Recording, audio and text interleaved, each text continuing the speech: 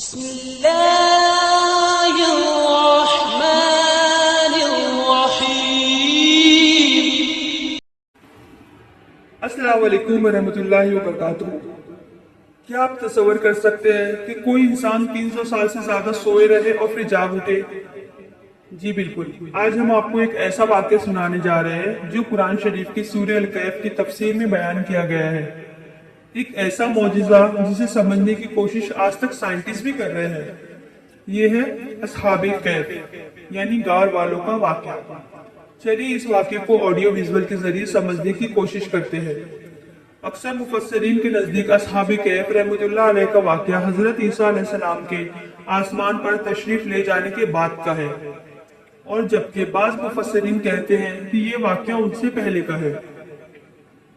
اس کا ذکر اہل کتاب کی مذہبی کتابوں میں بھی ملتا ہے، اور اسی وجہ سے یہودیوں نے ان کے حالات کو بڑے اہتمام سے محفوظ رکھا ہے۔ بہرحال یہ واقعہ کس دور میں ہوا، اس کا اصل علم تو صرف اللہ سبحانہ و تعالیٰ ہی رکھتے ہیں۔ ہم یہاں معتبر مفسرین کے بیانات کے مطابق اس واقعے کی کچھ مختصر تفصیل آپ کے سامنے رکھیں گے۔ مفسرین کے بیانات کے مطابق اصحاب کہف افسوس نامی ایک شہر کے شرفا معززین میں سے ایماندار لوگ تھے۔ ان کے زمانے میں دقیانوس نامی ایک بڑا جابر بادشاہ تھا جو لوگوں کو بت پرستی پر مجبور کرتا، اور جو شخص بت پرستی پر راضی نہ ہوتا وہ اسے قتل کر دیتا تھا۔ دقیانوس بادشاہ کے جبر و ظلم سے اپنا ایمان بچانے کے لیے اصحاب کہف بھاگے اور قریب کے پہاڑوں میں غار کے اندر پناہ گیز ہوئے۔ وہاں پھر سو گئے اور انہیں نیند آ گئی، اور پھر 300 برس سے زیادہ عرصہ تک اسی حال میں ایسے رہے جیسے ابھی سوئے ہوں۔ ایک منٹ رکیے، اگر آپ دقیانوس کے دور میں ہوتے تو کیا آپ اپنا ایمان ظاہر کرنے کی ہمت رکھتے؟ آپ مجھے کمنٹ میں اس کا جواب ضرور دینا۔ بادشاہ کو جب معلوم ہوا کہ وہ ایک غار کے اندر ہے تو اس نے حکم دیا کہ غار کو ایک سنگین دیوار کھینچ کر بند کر دیا جائے تاکہ وہ اس میں مر کر رہ جائے اور وہ غار ہی ان کی قبر بن جائے۔ یہی ان کی سزا ہے۔ حکومتی عملے میں سے یہ کام جس کے سپرد کیا گیا وہ ایک نیک آدمی تھا۔ اس نے ان اصحاب کے نام، تعداد اور پورا واقعہ رنگ کی تختی پر لکھ کر تانبے کے صندوق میں دیوار کی بنیاد کے اندر محفوظ کر دیا، اور یہ بھی بیان کیا گیا ہے کہ اسی طرح کی ایک تختی شاہی خزانے میں بھی محفوظ کرا دی گئی۔ کچھ عرصہ بعد دقیانوس ہلاک ہوا، زمانے گزرے، سلطنتیں بدلی، یہاں تک کہ ایک نیک بادشاہ فروا روا ہوا جس کا نام بیدروس تھا، اور اس نے 67 سال یعنی 68 سال حکومت کی۔ اس کے دور حکومت میں ملک میں فرقہ بندی پیدا ہوئی، اور بعض لوگ مرنے کے بعد اٹھنے اور قیامت آنے کے منکر ہو گئے۔ بادشاہ اس صورتحال سے پریشان ہو کر خود کو ایک تنہا مکان میں بند کر لیا، اور اس نے گریہ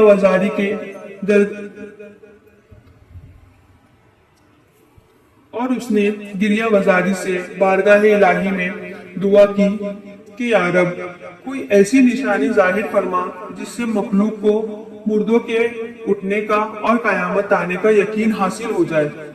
پھر کیا تھا، اللہ سبحانہ تعالیٰ نے اپنی قدرت دکھائی۔ چنانچہ اسی زمانے میں ایک شخص نے اپنی بکریوں کے لیے آرام کی جگہ حاصل کرنے کے واسطے اسی غار کو تجویز کیا، اور کچھ لوگوں کے ساتھ مل کر دیوار کو گرا دیا۔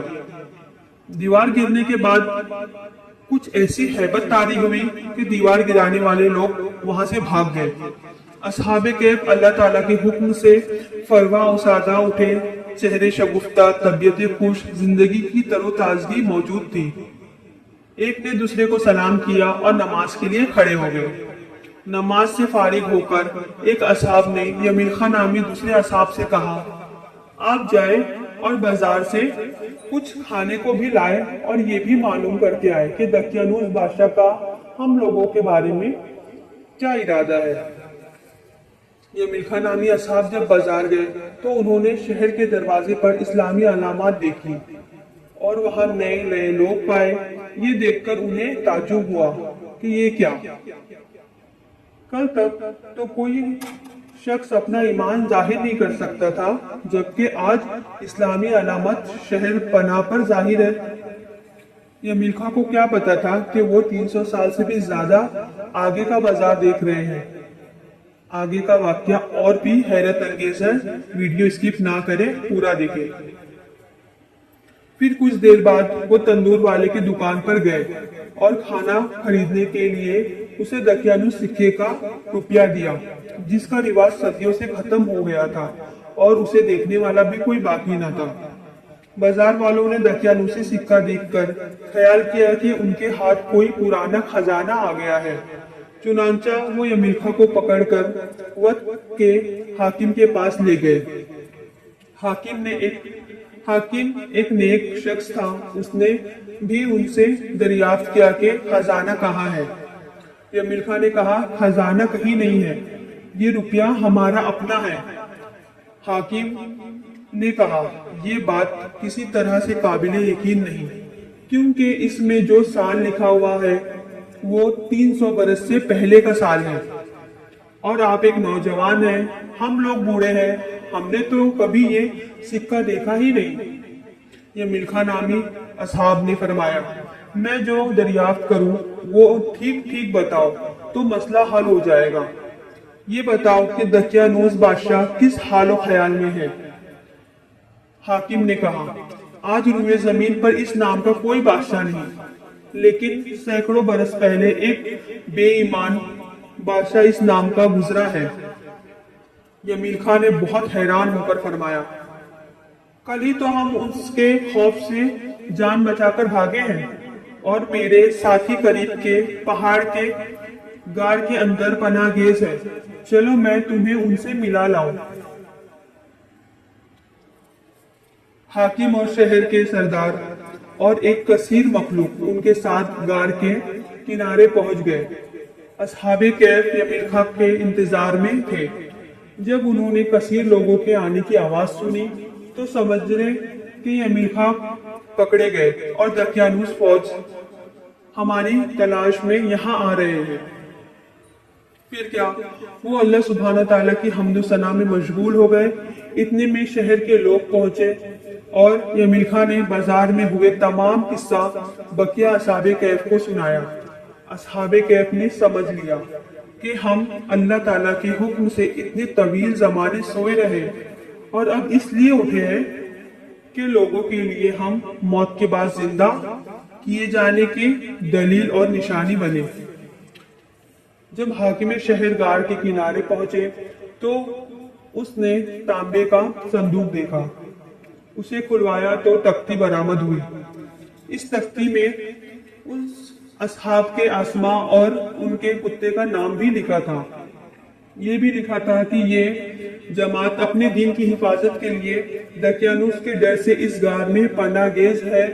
دکیانوس نے خبر پا کر غار کو سنگین دیوار سے بند کرنے کا حکم دیا۔ ہم یہ حال اس لیے لکھتے ہیں تاکہ جب کبھی یہ غار کھلے تو لوگوں کو ان کے حال پر مطلع ہو جائے۔ یہ تختی پڑھ کر سب کو تعجب ہوا اور لوگ اللہ عز و جل کی حمد و ثنا بجا لائے کہ اس نے ایسی نشانی ظاہر فرما دی جس سے موت کے بعد اٹھنے کا یقین حاصل ہوتا ہے۔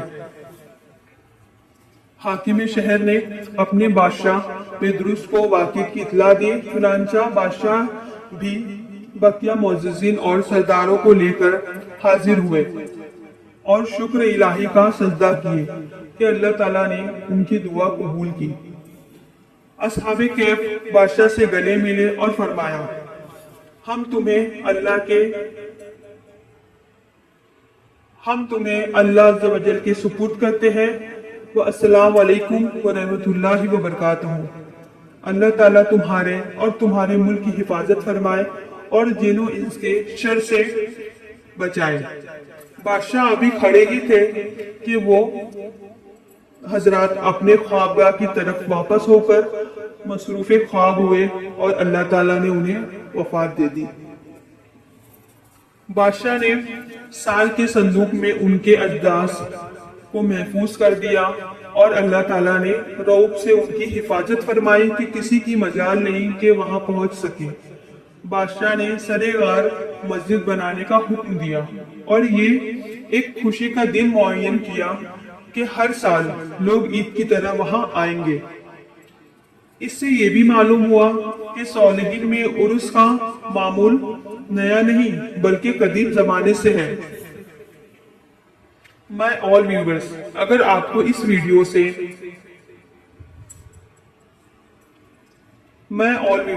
اگر آپ کو یہ ویڈیو پسند آئی ہو تو لائک کریں، چینل کو سبسکرائب کریں اور اس ویڈیو کو